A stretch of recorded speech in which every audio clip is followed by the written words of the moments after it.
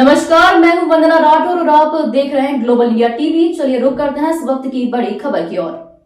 मध्य प्रदेश के बैतूल में जनतब की गाड़ी कमाई को किस तरह हड़प कर अधिकारी मौज मना रहे हैं, वहीं शासन के करोड़ों की किस तरह बंदरबाट की जा रही है। इस बात का अंदाजा इस बात से लगाया जा सकता है कि अभी 13 करोड़ के घोटाले में की जा रही जांच संदेह के घेरे में खड़ी है।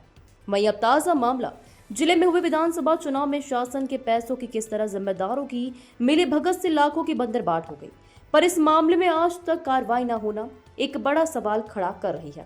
शिकायतकर्ता कन्हैयालाल चौकीकर ने बताया कि विधानसभा चुनाव के दौरान जिस टेंट सामग्री के नाम से बिल लगाए गए हैं, मौके पर ये सभी चीजें लगी ही नहीं थी, पर जो बिल लगाए गए और जिनका भुगतान अधिकारियों द्वारा कर दिया गया है, इसकी जानकारी लिए उनके द्वारा सूचना के अधिकार अधिनियम के तहत जानकारी निकाली है, जिसमें फर्जी भुगतान की जानकारी सामने आई है, जिसको लेकर उनके द्वारा शिकायत भी की गई है।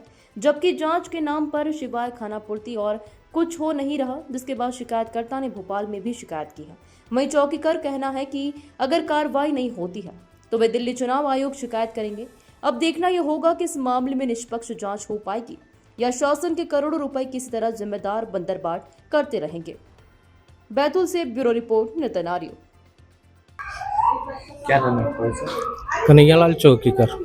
अरे जी, क्या शिकायत की आपने? क्या मामला है ये टेंट घोटाले की जो ये आपके सामने आ रही है? विधानसभा में जो टेंट हाउस के टेंडर होते हैं, निविदा हमने भी डाली थी उसमें, पर वो क्या हुआ था, निर्वाचन अधिकारी महोदय ने उसको अचानक निरस्त कर दी, कुछ तकनीकी कारण बताकर। तुरंत नहीं बताया जाता है। और फिर बाद में हमने सूचना के अधिकार के तहत जानकारी मांगी। उसमें हमें जो बिल मिले उसके आधार पे मैंने 2/5 को एक आवेदन लगाया था शिकायत का।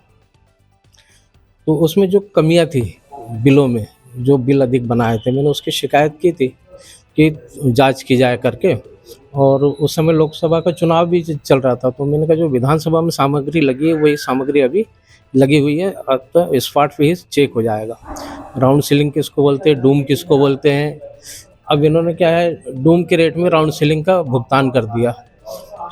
लाइट जैसे एलईडी लगा हो तो मेटल के रेट में भुगतान कर दिए इन्होंने। इस टाइप से बिल अधिक रेट वाले किए और संख्या बढ़ा के बिल भुगतान किए। तो उसकी शिकायत मैंने की थी उन्हें, उस पर कोई वो नहीं किया उन्होंने। वो फिर जांच के लिए उन्होंने एसडीएम को दे दिए।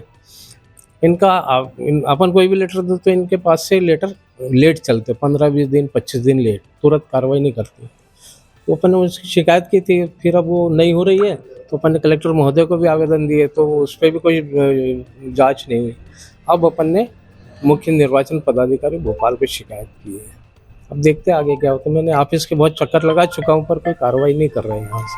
कितने का घोटाला आ रहा था? ये कितने का देखो, अधिक उनके भुगतान कर दिया है? उनके प्रतिवेदन के अनुसार वो 20 लाख का बोल रहे थे कि 20 लाख में पूरा काम हो जाएगा, लेकिन उनके प्रतिवेदन में जो रेट डले हैं उस आधार पे अगर काम होता तो 12-13 लाख में काम हो जाता। उस समय में हो जाता 12-13 लाख में, लेकिन क्या हुआ, 35 से 40 लाख रुपए का भुगतान हुआ। मेरे पास जो जानकारी आई है बिल की, वो अभी पूरे बिल मिले नहीं है। वैसे कुछ बिल बता नहीं रहे वो लोग, तो नहीं बताए के बाद में, पर जो बिल तुरंत आया है मेरे पास। क्या मानते हैं पूरे विधानसभा में कितने करोड़ के आसपास का घोटाला? नहीं, 35 से 40 लाख का है वो अधिक बिल की। आपने की तो क्या कोई अधिकारी नहीं, कोई रिस्पांस नहीं है अभी, कोई रिस्पांस नहीं।